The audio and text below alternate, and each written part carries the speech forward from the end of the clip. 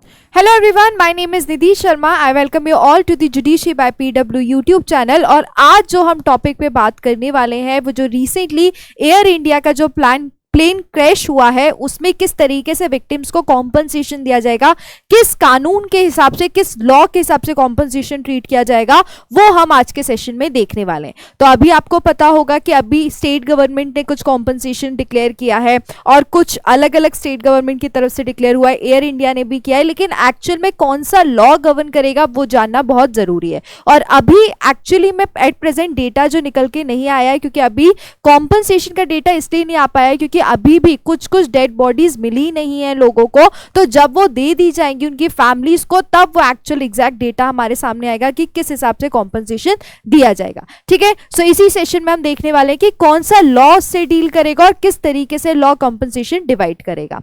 तो सबसे पहली चीज कि क्यों वो न्यूज में रहा ये जानना बहुत जरूरी है। तो आपको पता होगा कि लास्ट वीक जो थर्सडे को लास्ट वीक क्या हुआ, जो एयर इंडिया का जो प्लेन था वो क्रैश हुआ और उस प्लेन का नाम था बोइंग 787 ड्रीमलाइनर। और जैसे ही वो टेक ऑफ किया और टेक ऑफ के कुछ मिनट्स बाद क्या हो गया, क्रैश हो गया। और जिसमें मोर देन 260 लाइव्स क्या हुई, सेक्रीफाइस हुई। उसी के साथ साथ ये जो प्लेन था, ये जो क्रैश हुआ था वो कहां पर हुआ था, वो आपका जो बीजे मेडिकल कॉलेज उसके ऊपर क्रैश हुआ था, जिसमें कुछ स्टूडेंट्स क्या कर रहे थे, अपना लंच कर रहे थे हॉस्टल में और उसके वजह से उनको भी क्या हुई, इंजरी हुई।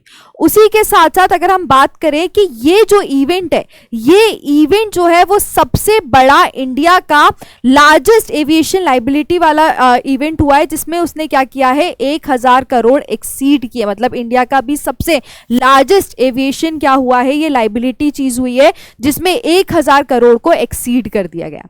तो ये पूरा जो उस टाइम पे ये चीज हुई उसके बारे में हम बात करेंगे। अब आता है हमारा अनदर इंपॉर्टेंट कि किस तरीके से ये पूरे प्रेजेंट केस को कौन सा लॉ गवर्न करेगा, कौन सा लॉ ट्रीट करेगा।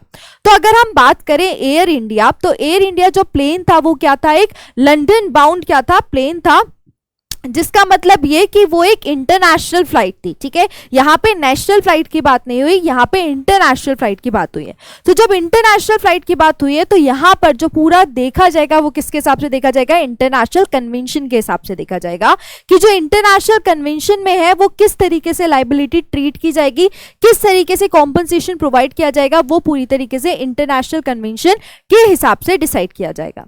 अब जब मैं बात करती हूँ इंटरनेशनल कन्वेंशन, तो इंटरनेशनल कन्वेंशन में भी बहुत सारे कन्वेंशंस हैं, तो उसमें जो मॉन्ट्रियल कन्वेंशन है वो पूरी तरीके से इसको डील करेगा। ठीक है, इस केस में जो डैमेज है जो कि पैसेंजर्स को कॉज्ड हुआ है वो पूरी तरीके से मॉन्ट्रियल कन्वेंशन में डील किया जाएगा, जो कि 1999 का है, जिस कन्वेंशन को हम convention for the unification of certain rules for international carriage by air भी बोलते हैं।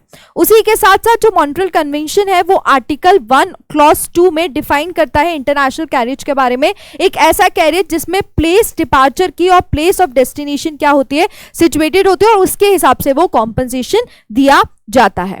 फिर आते हैं कि किस टाइप की लाइबिलिटी अराइज हो सकती है, मतलब कौन से केसेस में कॉम्पनसेशन दिया जा सकता है इस लॉ के हिसाब से। तो अगर हम बात करें लाइबिलिटी की तो वो 3 पार्ट्स में डिवाइडेड है। सबसे पहला जो पैसेंजर्स की क्या हुई है, जिन पैसेंजर्स की डेथ हुई है, जिन पैसेंजर्स की इंजरी हुई है, उस हिसाब से लाइबिलिटी डिसाइड की जाएगी। दूसरा है कि जो लाइबिलिटी अराइज हुई है किसके वजह से, जो फैटिलिटीज ग्राउंड पे हुई थी उस बेसिस पे जो लाइबिलिटीज अराइज हुई है उसके हिसाब से कॉम्पनसेशन देखा जाएगा। जो कोलैटरल डैमेज हुआ है, ठीक है, कोलैटरल डैमेज, क्योंकि क्या था, जो प्लेन था वो क्रैश हुआ था कहां पे, मेडिकल कॉलेज में, तो जो मेडिकल कॉलेज को इन्वॉल्व करके और जो पूरा जो कोलैटरल डैमेज हुआ है उसके बेसिस पे भी लाइबिलिटी डिसाइड की जाएगी। उसी के साथ साथ जो डैमेज कॉस्ट हुआ है किसको, एयरक्राफ्ट को। अगर हम मॉनिटरल कन्वेंशन की बात करें तो जो लाइबिलिटी है वो सिर्फ और सिर्फ लिमिटेड है किससे, लोगों से, दैट इज पर्सन से, बैगेज से और कार्गो से। उसी के साथ साथ वो किसी भी तरीके से ऐसी लाइबिलिटी कवर नहीं करेगा जो कि फैटिलिटीज ऑन ग्राउंड के बेसिस पे हुई हो, उसको कवर नहीं करेगा मॉन्ट्रियल कन्वेंशन। सिर्फ पर्सन बैगेज को क्या करेगा, कवर करेगा। फिर सबसे इंपॉर्टेंट इसका एक आर्टिकल है मॉन्ट्रियल कन्वेंशन का, दैट इज आर्टिकल 17। आर्टिकल 17 ये बोलता है कि जो कैरियर जो कि एयर इंडिया है वो क्या होगा, पूरी तरीके से लायबल होगा कि जो भी डैमेज हुए हैं क्या इस केस में, इस पूरे क्रैश में, तो उसमें जो डेथ पर्सन है उनका जो डैमेज, उनको कॉम्पनसेशन प्रोवाइड करना, और जो बॉडीली इंजर्स है उनको कॉम्पनसेशन प्रोवाइड करना कौन करेगा, एयर इंडिया। और ये किसके हिसाब से करेगा, आर्टिकल 17 मॉन्ट्रियल कन्वेंशन के हिसाब से करेगा। उसी के साथ साथ ये जो जो है एक्सीडेंट जो कि बोट पे हुआ है, एयरक्राफ्ट पे, जो ऑपरेशन है वो क्या, वो बहुत ही एक इंपॉर्टेंट चीज है जो उनको कंसिडर करनी पड़ेगी जब भी वो कॉम्पनसेशन पूरा अमाउंट बताएंगे, ठीक है। उसी के साथ अगर कोई भी लाइबिलिटी जो कि कवर्ड होती है वो टॉर्ट लॉ जो है उसमें भी देखी जाएगी, मतलब मॉन्ट्रियल कन्वेंशन के हिसाब से भी दिया जाएगा, और जो हमारा टॉर्ट लॉ है उसको भी उनको क्या करना पड़ेगा, कवर करना पड़ेगा। और जो डैमेजेस कॉस्ट हुए एयरक्राफ्ट को, जिसको हम बोलते हैं हल लॉस, उसका भी जो होगा वो पूरी तरीके से एयर इंडिया के हल रिस्क इंश्योरेंस में कवर किया जाएगा। अगर हम इंश्योर्ड की अमाउंट की बात करें एयरक्राफ्ट की, तो 1040 करोड़ से लेकर कितना है 1450 करोड़ तक का उसका इंश्योर्ड एक्विजिशन के टाइम पे अमाउंट था।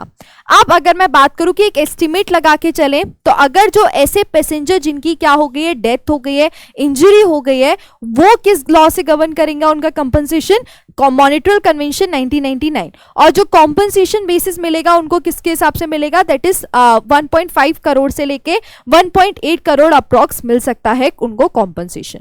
उसी के बाद जो ग्राउंड विक्टिम है फैटिलिटी, जो कि इंडियन टॉर्ट लॉ के हिसाब से डील किया जाएगा, क्योंकि मॉनिटरल कन्वेंशन उसको डील नहीं करता है, तो उसमें जिस हिसाब से नेग्लिजेंस हुआ होगा, जो स्ट्रिक्ट और एब्सोल्यूट लायबिलिटी होगी उसके हिसाब से डिसाइड किया होगा, क्योंकि ऑब्वियस सी बात है जब टॉर्ट लॉ की बात आ रही है तो टॉर्ट लॉ के हिसाब से ये पूरी चीज क्या है, स्ट्रिक्ट और एब्सोल्यूट लायबिलिटी के पार्ट में कवर की जाती है। फिर हम आते हैं प्रॉपर्टी डैमेज। प्रॉपर्टी डैमेज का जो पूरा कॉम्पनसेशन दिया जाएगा वो किसके हिसाब से दिया जाएगा, इंडियन टॉर्ट लॉ। प्रॉपर्टी यहाँ पे किसकी बात हो रही है बेटा, मेडिकल कॉलेज की प्रॉपर्टी की बात हो रही है जहां पर प्लेन क्रैश हुआ था। तो उसमें जो एक्चुअल लॉस हुआ है और जो कॉन्सिक्वेंशियल डैमेज हुआ है उसके हिसाब से क्या मिलेगा, कॉम्पनसेशन मिलेगा। अगर हम बात करें जो एयरक्राफ्ट था उसका डिस्ट्रक्शन की, तो वो जिस हिसाब से इंश्योरेंस हुआ होगा उस एयरक्राफ्ट का उसके हिसाब से कंपनसेशन डिसाइड किया जाएगा, और वो पूरी जो इंश्योर्ड हल वैल्यू है उसके हिसाब से मिलेगा। जो अभी हमने देखा कि एक्विजिशन के टाइम पे जो इंश्योर्ड अमाउंट था उसी के हिसाब से कॉम्पनसेशन दिया जाएगा, ठीक है। तो ये जो है मॉनिटरल कन्वेंशन, इंटरनेशनल कन्वेंशन के हिसाब से पूरा कॉम्पनसेशन क्या किया जाएगा, डिसाइड किया जाएगा कि कैसे विक्टिम्स को देना है। और उसके बाद जो गवर्नमेंट ने डिक्लेयर किया है वो अलग है, स्टेट गवर्नमेंट ने, बट अगर हम लॉ के हिसाब से जाएं तो इस हिसाब से कॉम्पनसेशन क्या मिलना चाहिए, जो विक्टिम्स है उनको कॉम्पनसेशन मिलना चाहिए। So this is all about this session. मिलते हैं नेक्स्ट सेशन में, जब तक के लिए अपना ध्यान रखिए। Bye bye, take care, thank you.